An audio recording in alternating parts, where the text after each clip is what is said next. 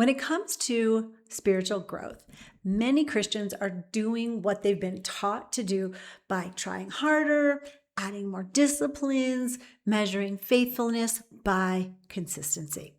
But what if some of the frustration that women feel in their faith life isn't because they're failing, but because scripture is being interpreted through expectation instead of design?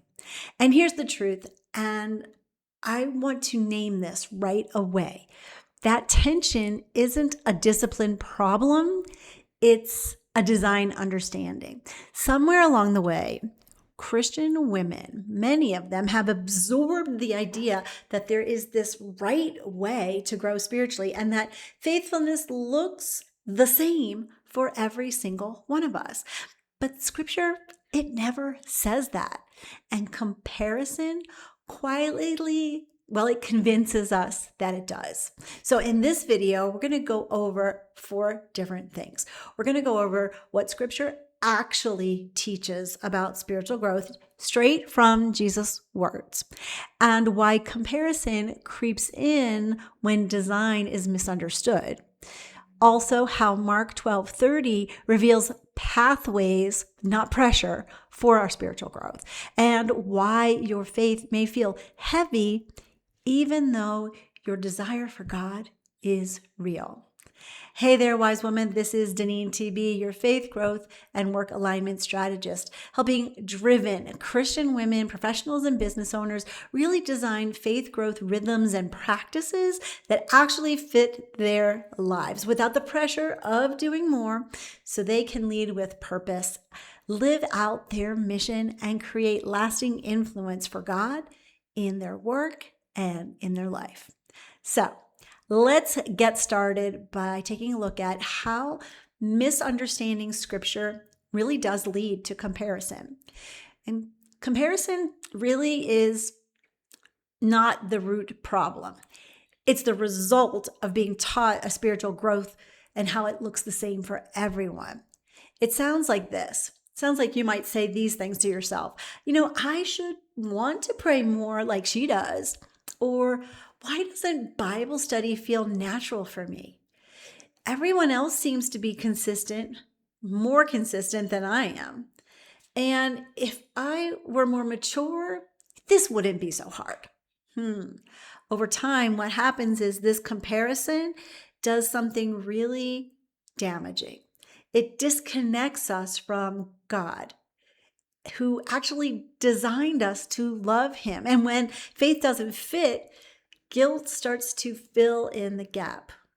So let's look at what scripture actually says about loving God, because I think it's going to help you have a solution. When Jesus was asked about the greatest commandment, he didn't give a system or a list of the practices that you had to do. He revealed how humans are designed to love God. So let's go back and look at one of the most foundational passages that Jesus ever taught. It is from Mark chapter 12, verse 30. And it says, "Love the Lord your God with all your heart and with all your soul and with all your mind and with all your strength." This verse is often taught as type of obligation checklist. Make sure you're doing all 4. Make sure they're all balanced. Make sure nothing is missing. But that's not how Jesus framed it. This isn't pressure on command. It's a design revelation, because it is actually about design, not obligation. Mark 12:30 is a revelation of how love for God is expressed, not a prescription for uniformed behavior. Jesus didn't say, love God the same way as everyone else. He revealed these 4 dimensions through which humans naturally connect with God: the heart, soul, mind, and strength. So the heart, that's your emotional connection, your compassion, your relational depth.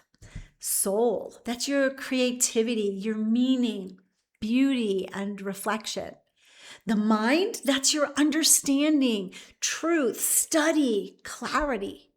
And your strength, well, of course, that's your action, your service, your obedience, your tangible expression.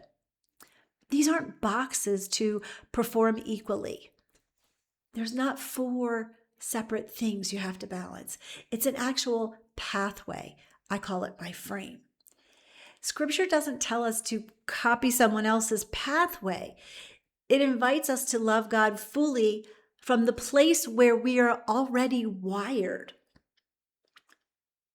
Scripture names these dimensions because God knows that we don't all approach him in the same way. When spiritual growth is taught without acknowledging that design, believers often adopt practices that were meaningful for someone else, but misaligned for them. So what do? What do they do? What do these believers do? What have you even tried? Maybe you just try harder, or you add more practices, more disciplines, or you try to stay longer doing those disciplines, Bible study, prayer, or you just feel guiltier. But effort cannot overcome misalignment. Faith feels exhausting, not because God is distant, but because your approach doesn't fit. So you might be asking, why does this matter? And you might also ask, why is this freeing?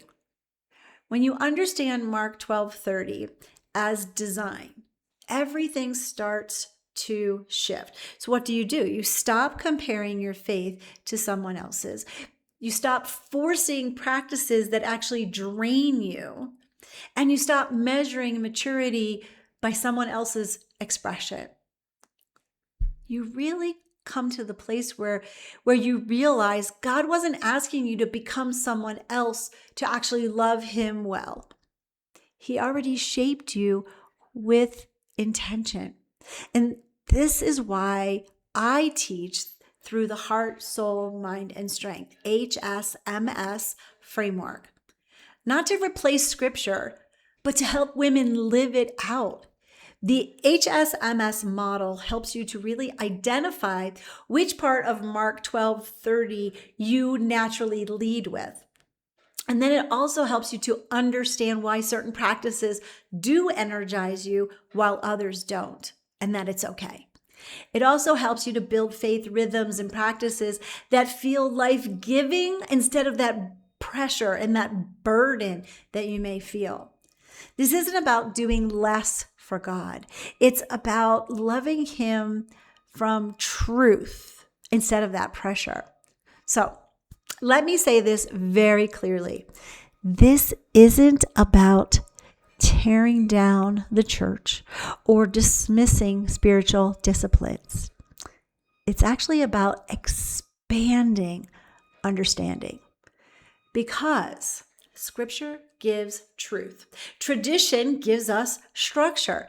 Problems arise when structure replaces discernment. The church has faithfully taught us what matters. What many women need now is really help understanding how that applies personally and practically without any guilt, without the comparison or the burnout, so that they can stay consistent no matter where they are in life. So, how can you break free and follow Scripture? If this reframe, I like to say, reframe of Scripture is helpful, then the next step is learning how it applies personally without pressure and comparison in your own life. So I'm going to invite you to join me for my upcoming virtual workshop, where we walk through your faith shape discovery using the heart, soul, mind, and strength framework, and help you to really create faith rhythms and practices that truly fit you. We're going to take Mark 12:30 out of that comparison mode of we all need to be doing it this way into clarity. And what you'll discover is which part of the verse that you naturally live from and why your past faith efforts may have felt misaligned and you didn't understand that, and how to begin building faith practices that actually fit into your real life so that you can continue to grow in your faith. Because faith isn't meant to feel like a pressure cooker. It's meant to be lived with freedom, with confidence, and in your design. So I'm going to put that link down in the description so that you can click on it and we get a chance to chat and you can come to my next workshop. And I'd love for you to let me know which part of Mark 12:30 do you feel most drawn to right now? Do you think you're a heart, soul, mind, or strength person? You can put that down in the comments for me.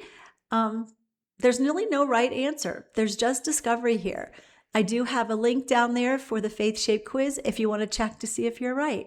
This is Deneen TV. Have a great rest of your day. And as always, be filled to overflowing.